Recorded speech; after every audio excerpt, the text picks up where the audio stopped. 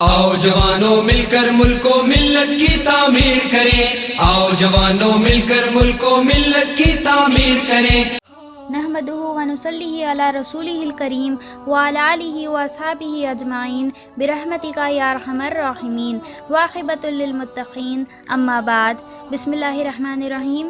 میری پیاری بہنوں، السلام علیکم ورحمۃ اللہ وبرکاتہ۔ آج ہم جس ام المومنین کے بارے میں جانیں گے وہ ہے حضرت میمونہ رضی اللہ تعالیٰ عنہ۔ حضرت میمونہ رضی اللہ تعالیٰ عنہ کا اصل نام براہ تھا۔ یہ قیس بن غیلان قبیلے سے تھی۔ ان کے والدہ کا نام ہند بنت عوف تھا۔ حضرت میمونہ رضی اللہ تعالیٰ عنہ کا پہلا نکاح مسعود بن عمرو بن عمیر ثقفی سے ہوا۔ عمرو بن عمیر ثقفی نے کسی وجہ سے طلاق دے دی، پھر یہ عبد الرحم بن عبد العزیٰ کے نکاح میں آئیں۔ 7 ہجری میں انہوں نے وفات پائی اور حضرت میمونہ رضی اللہ تعالیٰ عنہ بیوہ ہو گئی۔ اسی سال رسول کریم صلی اللہ علیہ وسلم عمرہ کے لیے مدینے سے مکہ روانہ ہوئے تو آپ صلی اللہ علیہ وسلم کے چاچا حضرت عباس بن عبد المطلب رضی اللہ تعالیٰ عنہ نے میمونہ رضی اللہ تعالیٰ عنہ سے نکاح کر لینے کی تحریک کی۔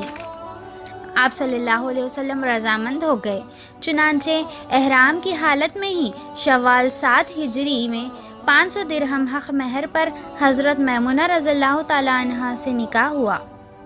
عمرہ سے فارغ ہو کر مکے سے 10 میل کے فاصلے پر بامقام صرف حضور صلی اللہ علیہ وسلم نے قیام فرمایا۔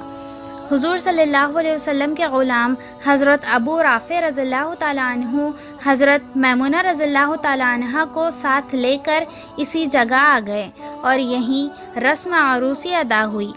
حضرت میمونہ رضی اللہ تعالیٰ عنہ رسول کریم صلی اللہ علیہ وسلم کی آخری بیوی تھی، یعنی ان سے نکاح کے بعد حضور صلی اللہ علیہ وسلم نے اپنی وفات تک کوئی اور نکاح نہیں کیا۔ حضرت میمونہ رضی اللہ تعالیٰ عنہ نہایت خدا ترس اور متقی تھی۔ حضرت عائشہ صدیق رضی اللہ تعالیٰ عنہ ان کے بارے میں فرمایا، میمونہ رضی اللہ تعالیٰ عنہ ہم سب سے زیادہ خدا سے ڈرنے والی اور صلہ رحم کا خیال رکھنے والی تھی۔ مدینے میں ایک دفعہ ایک عورت سخت بیمار ہوئی۔ اس نے ارادہ کیا کہ اللہ تعالیٰ نے مجھے شفا دی تو بیت المقدس میں جا کر نماز پڑھوں گی۔ اللہ تعالیٰ نے اسے شفا دی اور اس نے اپنی منت پوری کرنے کے لیے بیت المقدس جانے کا ارادہ کیا۔ سفر پر روانہ ہونے سے پہلے جب وہ خاتون حضرت میمونہ رضی اللہ تعالیٰ عنہ سے ملنے آئی تو تمام ماجرا بیان کیا۔ حضرت میمونہ رضی اللہ تعالیٰ عنہ نے اسے سمجھایا کہ مسجد نبوی میں نماز پڑھنے کا ثواب دوسرے مساجد میں نماز پڑھنے کے ثواب سے 1000 گنا زیادہ ہے، اور کہا کہ تم بیت المقدس جانے کے بجائے مسجد نبوی میں ہی نماز پڑھ لو، ثواب بھی زیادہ ہوگا اور جو ارادہ کیا تھا وہ بھی پورا ہوگا، اور کہا کہ مسجد نبوی اللہ کو بیت المقدس سے زیادہ محبوب ہے۔ ایک دن حضرت عبداللہ بن عباس رضی اللہ تعالیٰ عنہ جو حضرت میمونہ رضی اللہ تعالیٰ عنہ کے بھانجے تھے، ان کی خدمت میں اس حالت میں آئے کہ سر کے بال بکھرے ہوئے تھے۔ تب حضرت میمونہ رضی اللہ تعالیٰ عنہ نے پوچھا، بیٹے پرا گندہ منہ کیوں ہو؟ حضرت عبداللہ رضی اللہ تعالیٰ عنہ نے کہا، میری بیوی ایام کی حالت میں ہے، وہی میرے سر میں کنگھا کرتی تھی، لیکن اب اس حالت میں ہونے کی وجہ سے میں نے یہ کام لینا ان سے مناسب نہ سمجھا۔ حضرت میمونہ رضی اللہ تعالیٰ عنہ نے فرمایا، واہ بیٹے، کبھی ہاتھ بھی ناپاک ہوتے ہیں؟ ہم اسی حالت میں ہوتی تھی اور رسول کریم صلی اللہ علیہ وسلم ہماری گود میں سر رکھ کر لیٹتے تھے اور قرآن پڑھتے تھے، اور پھر ہم اسی حالت میں جانماز اٹھا کر مسجد میں جا کر رکھ آتی تھی۔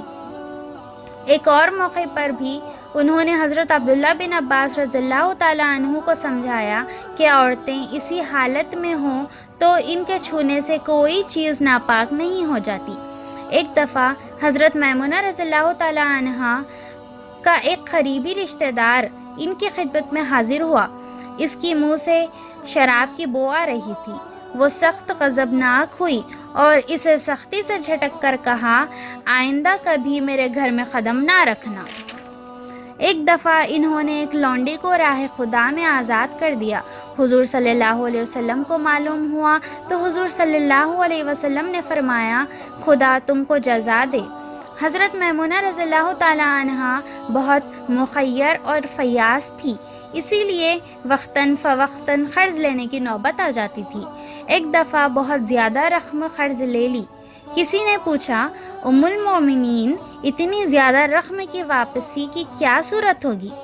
فرمایا میں نے رسول اللہ صلی اللہ علیہ وسلم سے سنا ہے کہ جو شخص قرض ادا کرنے کی نیت رکھتا ہے اللہ تعالیٰ خود اس کا قرض ادا کرنے کا اسباب مہیا کر دیتا ہے۔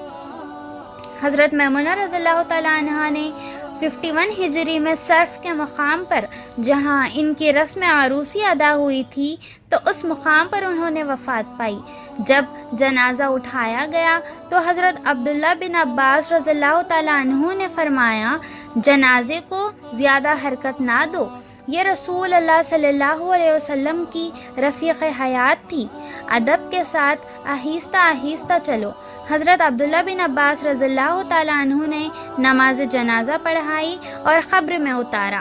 حضرت میمونہ رضی اللہ تعالیٰ عنہا سے 40 احادیث مروی ہیں۔ حضرت میمونہ رضی اللہ تعالیٰ عنہا نہایت خدا ترس اور متقی تھی، رضی اللہ عنہ ورضوا عنہ، اللہ ان سے راضی تھا اور وہ اللہ سے۔ وآخر الدعوانا ان الحمدللہ رب العالمین۔ آؤ جوانوں مل کر ملک و ملت کی تعمیر کریں۔